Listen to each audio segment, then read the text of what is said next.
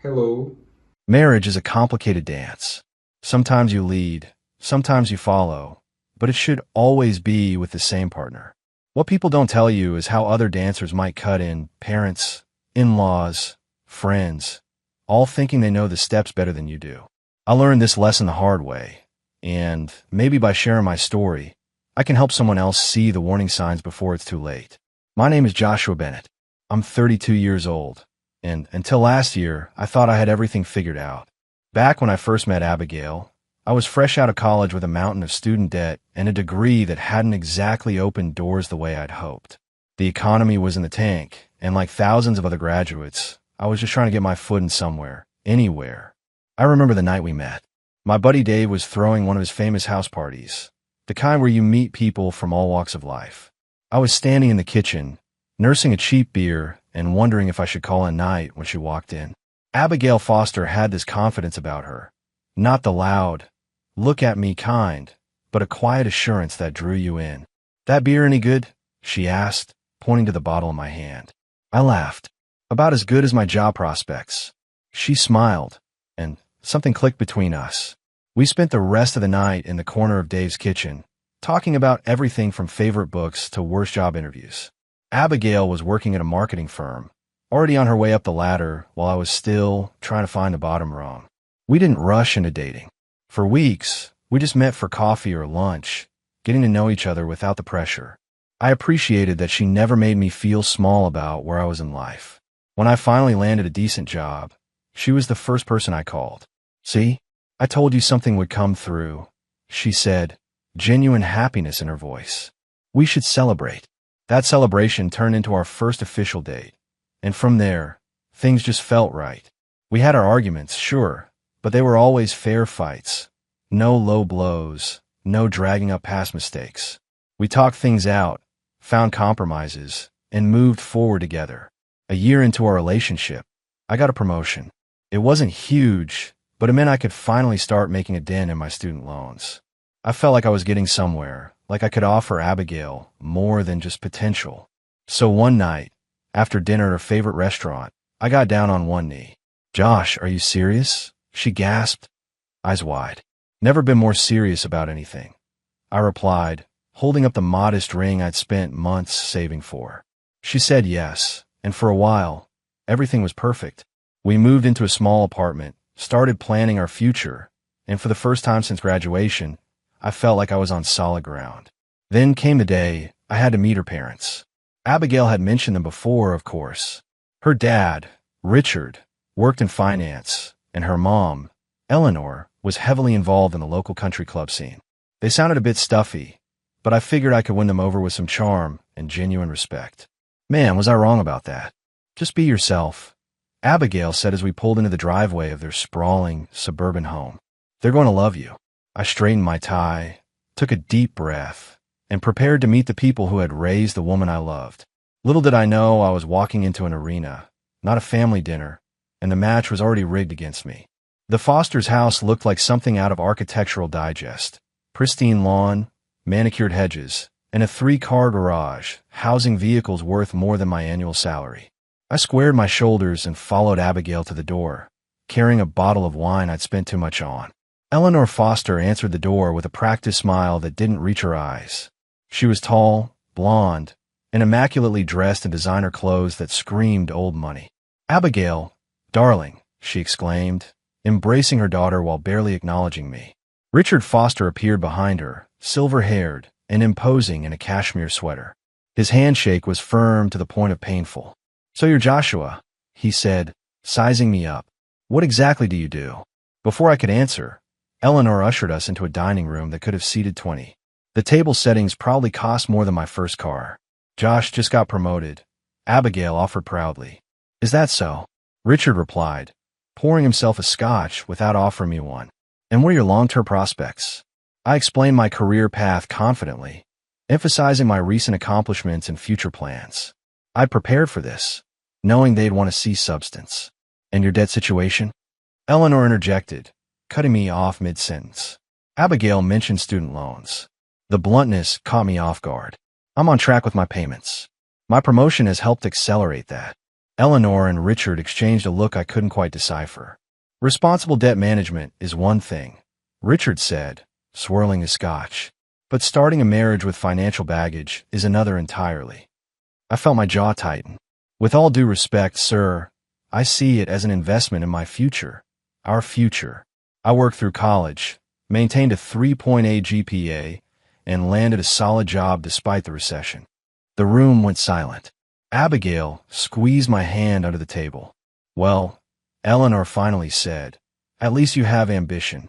The rest of dinner was a minefield of subtle digs and backhanded compliments. When Abigail mentioned our apartment, Eleanor asked when we planned to move to a real home.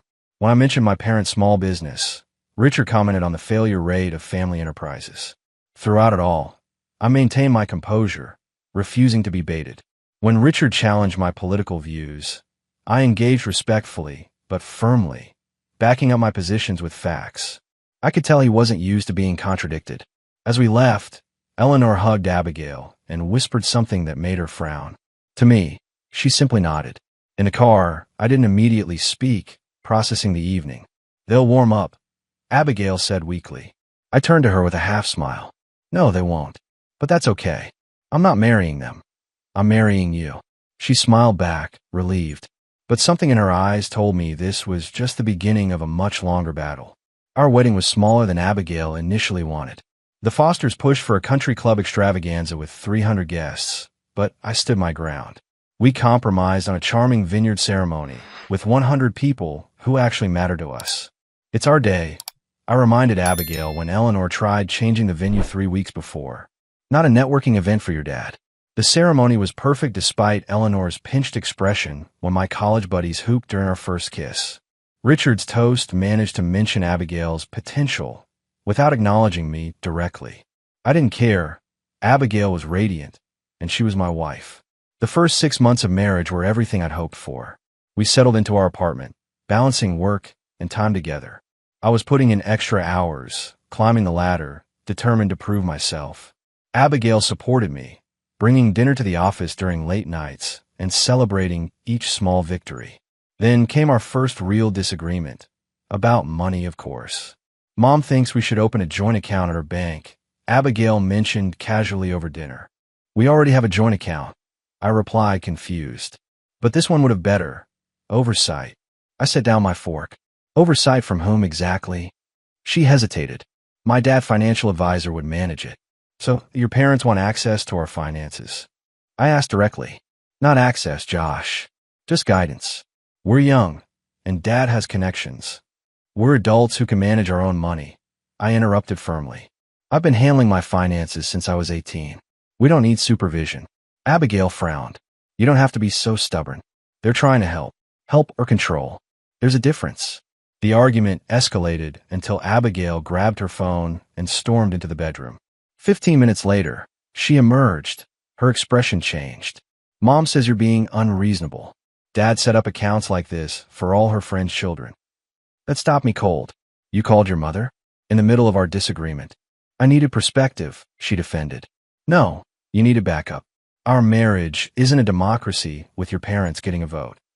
The argument ended in tense silence.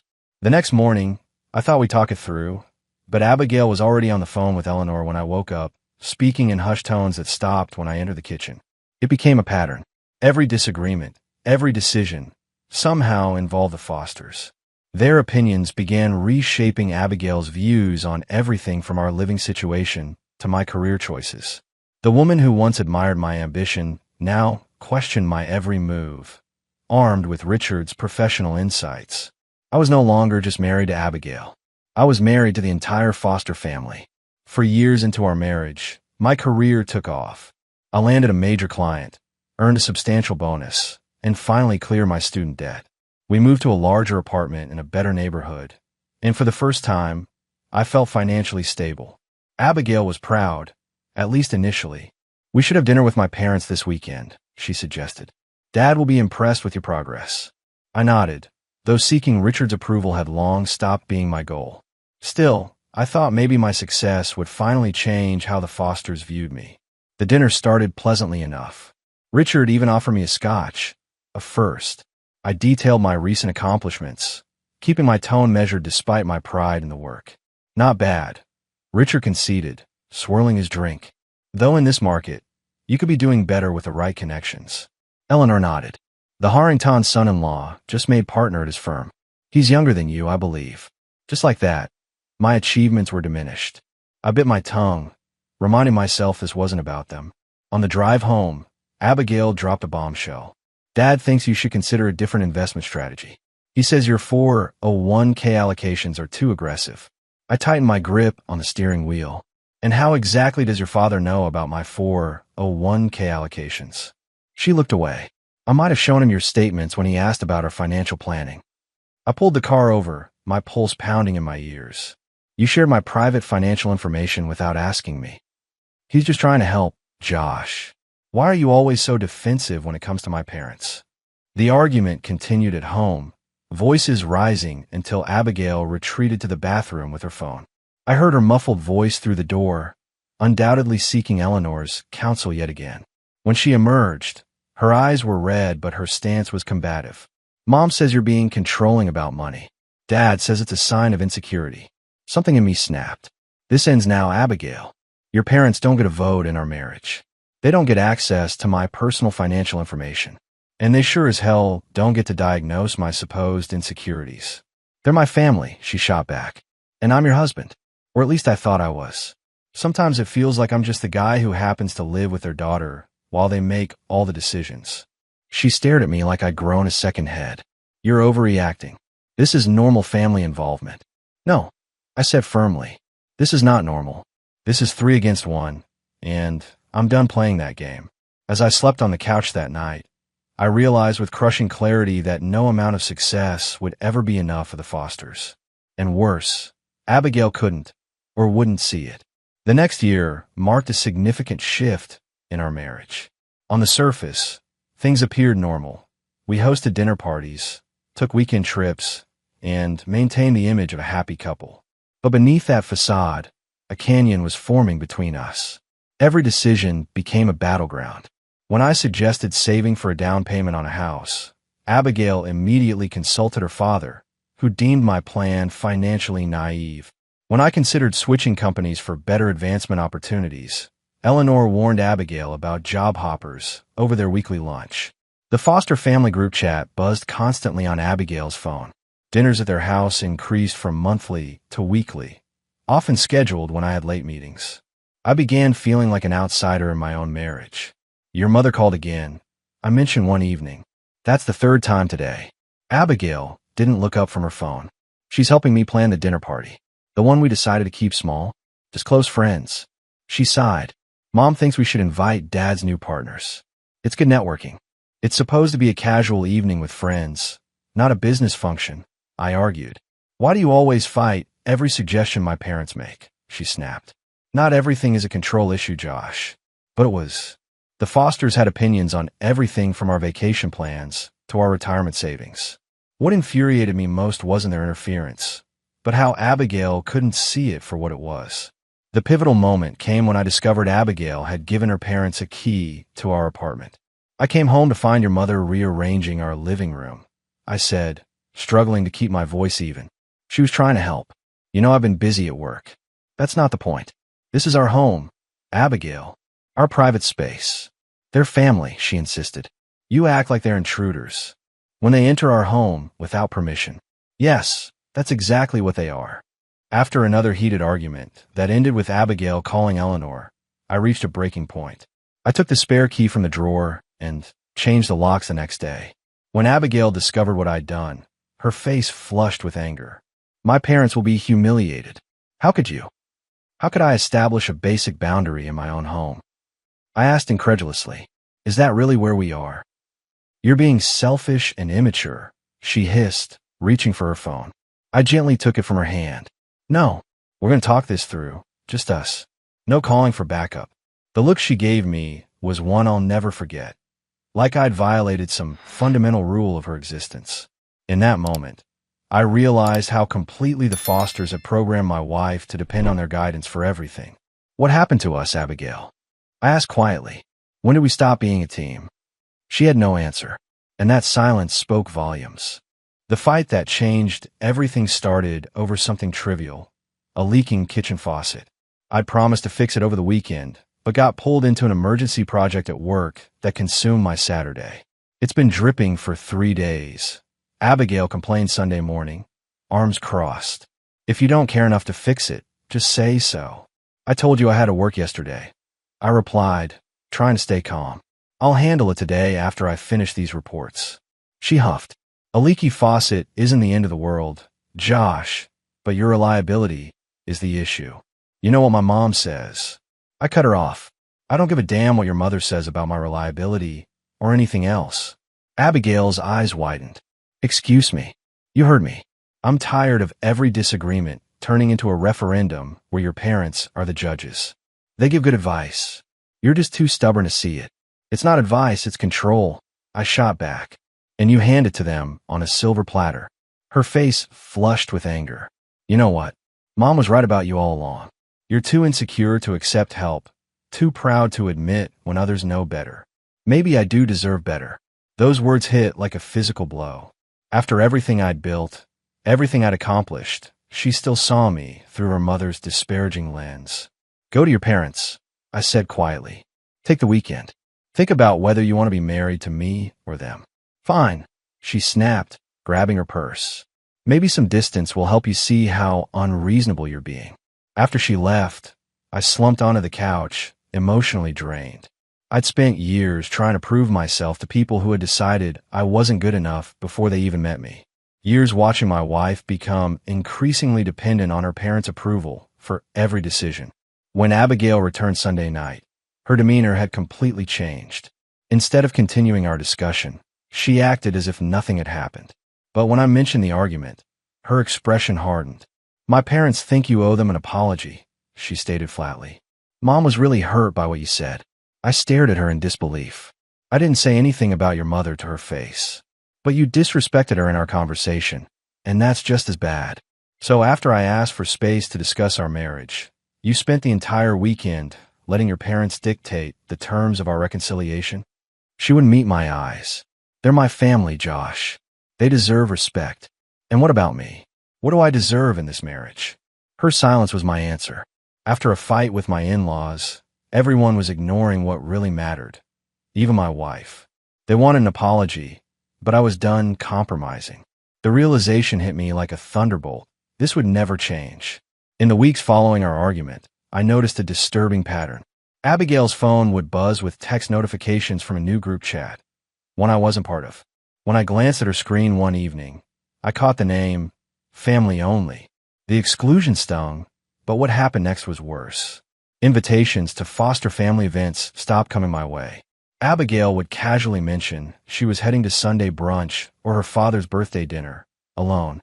They think it's better if I come by myself for a while, she explained weakly. Just until things cool down. I nodded, swallowing my pride. And you're okay with that? With them cutting your husband out? She avoided my eyes. It's temporary. They're still upset about what you said. What exactly did I say that was so terrible? That I wanted boundaries in our marriage. You call them controlling, Josh. You rejected their help constantly. I leaned forward. Is that what they told you? Because what I actually said was that our marriage needed to be between us, not us and your parents. The conversation went nowhere.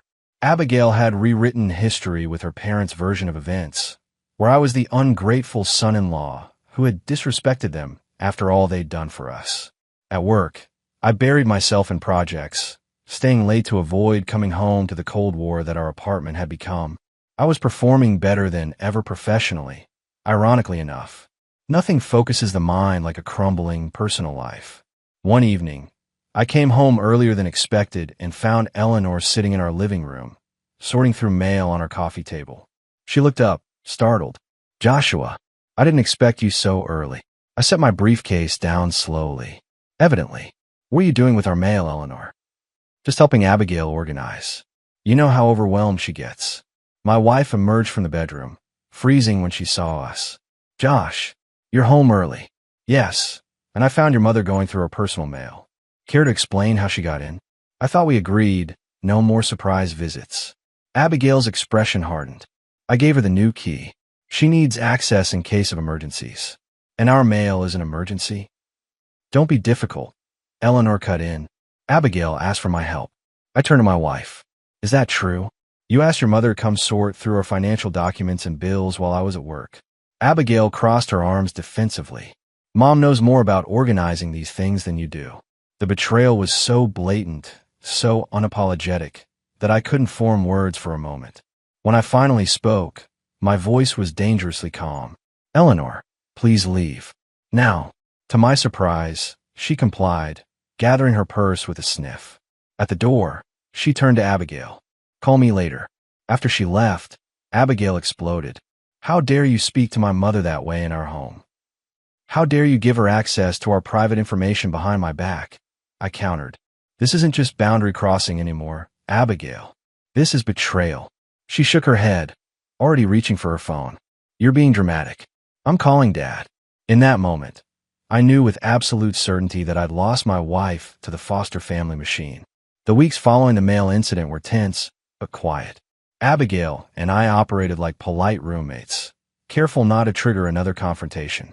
I focused on work, putting in extra hours on a major account that could mean a significant promotion.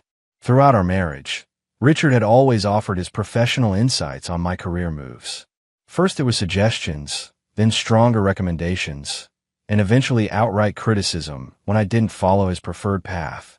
I'd managed to keep his influence at arm's length, though Abigail constantly relayed his opinions about which projects I should pursue or which company connections I should cultivate. Then came a company dinner where spouses were expected to attend. Abigail dressed up, smiled for colleagues, and played the part of the supportive wife perfectly. On the surface, things appeared normal. Walking into that event with her on my arm, one might have thought we had the perfect marriage. Later that week, my boss called me in his office. Josh, is everything okay at home? He asked, uncharacteristically concerned. I maintained a neutral expression. Everything's fine. Why do you ask? He shifted uncomfortably. I received a call from Richard Foster. He mentioned his daughter was having concerns about your work-life balance. He suggested we might be putting too much pressure on you. The blood drained from my face. My father-in-law called you. He's a significant client at Henderson & Partners. We've crossed paths at several functions. Of course, Richard had finally escalated from offering unwanted career advice to actively undermining me behind my back. What started as helpful suggestions had evolved into direct interference with my professional reputation. I thanked my boss for his concern and assured him all was well, but inside I was seething. The Fosters had crossed the final line, moving from criticizing my career choices to actually sabotaging my professional standing. That evening, I confronted Abigail. Did you know your father called my boss today? She froze momentarily before her shoulders slumped. He mentioned he might reach out. I told him you were working too many hours. You told your father to interfere with my job? I couldn't keep the incredulity from my voice. It wasn't interference. He was concerned about you, about us. This wasn't concern, Abigail. This was your father taking his meddling to the next level. He's gone from criticizing my career choices to actively undermining me professionally. She shook her head. You're twisting everything. Dad cares about your well-being. He cares about control. I corrected her. First it was suggesting career moves, then it was criticizing my choices, and now it's going behind my back to my boss. Can't you see the pattern? That's not true. She reached for her phone, her reflexive move in any conflict. Go ahead, I said quietly. Call them. Get your instructions for this argument too. Tears filled her eyes, but she didn't deny it. As she retreated to the bedroom with her phone, I sat at the kitchen table, a strange calm washing over me. Years of fighting Richard's increasing interference in my career had culminated in this, him directly contacting my boss to undermine me. When Abigail emerged from the bedroom, her expression was steel. My parents think you're being paranoid and ungrateful. Dad was only trying to help ease pressure on you. He has connections that could actually help your career if you weren't so stubborn. I looked at my wife, this woman who had once believed in me, who had once been my partner, and realized she was too far gone. The Foster family had completely reprogrammed her to serve their agenda. I want a divorce, I said quietly. Her eyes widened in shock. For the first time in years, I'd said something her parents hadn't prepared her for. Abigail's shocked expression quickly morphed into anger. Divorce? Are you insane? We're going through a rough patch, not ending our marriage. I shook my head. This isn't a rough patch. This is a fundamental breakdown. You've chosen your parents over our partnership at every turn. That's not fair, she protested, already reaching for her phone. I need to call Mom. Of course you do, I said quietly. That's exactly my point. She retreated to the bedroom, and I heard her muffled voice through the door. I didn't need to hear the words to know the conversation. She was getting instructions, preparing for the battle ahead. That night, I slept on the couch again, staring at the ceiling as a plan formed in my mind. The next morning, Abigail announced she was spending the weekend at her parents' house to think things through. I nodded, feigning resignation. Maybe some space will help, I offered. She seemed surprised by my easy capitulation. As soon as her car pulled away Friday afternoon, I sprang into action. I withdrew a significant amount from my personal account, money I'd been saving for a future, money that now would fund my freedom. I left the joint account untouched. I didn't want her stranded. I packed efficiently, clothes, important documents, a few personal items with sentimental value. Everything else I left behind. The material possessions meant nothing compared to reclaiming my life. Next, I contacted a real estate agent friend and arranged for a month-to-month rental in a neighboring city. I wouldn't be far, but far enough that the Fosters couldn't just drop by unannounced. Finally, I booked a one-way flight to my brother's place in Colorado. I needed breathing room, time to clear my head before facing the inevitable storm. I left no note. After years of having my words twisted and used against me, silence seemed the only safe response. I simply closed the door behind me and walked away from the life I'd spent years trying to maintain. By Saturday evening, I was sitting on my brother's deck, watching the sunset over the mountains. My phone had been buzzing constantly since that morning. Abigail must have returned home to find me gone. I turned it off without reading the messages. You okay? My brother asked, handing me a beer. Better than I've been in years, I replied honestly. What are you going to do now? I took a long sip before answering. Live my life on my terms. No committee, no permission slips, no constant judgment. After a fight with my in-laws that left everyone ignoring my needs and feelings, even my wife, I'd chosen to leave rather than apologize. I bought a one-way ticket out, and by the time I noticed I was gone, it was too late to pull me back into their web of control. For the first time in years, I felt like I could breathe again. Whatever came next, at least the decisions would be mine. 3 weeks passed at my brother's place in Colorado. I found a local coffee shop with good Wi-Fi where I could work remotely, keeping my performance strong despite the personal turmoil. My boss had been surprisingly understanding when I explained I was dealing with family issues. My phone contained hundreds of missed calls and messages. I finally listened to a few voicemails. Abigail's tone evolved from angry to desperate as days passed. The Fosters had even gotten my parents' number, though thankfully my family knew better than to share my whereabouts. Eventually, I sent Abigail a brief email. I'm safe. I need space. I've retained an attorney. Please direct any communication through them. I attached my lawyer's information and hit send before I could second-guess myself. Her response was immediate. A flood of messages ranging from pleading to accusing me of abandonment. I didn't reply. After years of fighting a losing battle, silence was my most powerful weapon. The divorce proceedings began smoothly enough. I wasn't interested in a drawn-out legal war. I just wanted out. But then Richard Foster stepped in, encouraging Abigail to fight for everything. What should have been straightforward became contentious. 2 months after my departure, I returned to finalize the sale of our apartment. As I was packing the last of my belongings, there was a knock at the door. I opened it to find Abigail standing there, looking smaller somehow. You really meant it, she said quietly. You're really leaving. I left months ago, I replied. This is just paperwork. We could still fix this, she offered, her voice trembling. Dad says marriages go through rough patches. Stop, I interrupted gently. Listen to yourself. Even now, you're quoting your father instead of speaking your own thoughts. She fell silent, tears spilling down her cheeks. I loved you, Abigail, I continued, but I was never fighting for just your love. I was fighting your parents for a place in my own marriage. That's a battle no one should have to wage. They only wanted what was best for me. For us, she whispered. No, they wanted control, and you gave it to them. As I closed the door on that chapter of my life, I felt nothing but relief. The months that followed brought challenges, rebuilding my life, processing the end of my marriage, finding a new place to call home. But each decision was mine alone, each step forward taken on my terms. I eventually settled in Denver permanently, advancing my career and even starting my own consulting business. I dated casually, but took my time before considering another serious relationship. The lessons I'd learned were too valuable to ignore. Sometimes I wonder if Abigail ever broke free from her parents' influence, if she ever recognized the patterns that destroyed our marriage. I hope she did, for her sake. As for me, I found something more valuable than the marriage I tried so desperately to save. I reclaimed my autonomy, my self-respect, and the freedom to chart my own course through life. No committee required.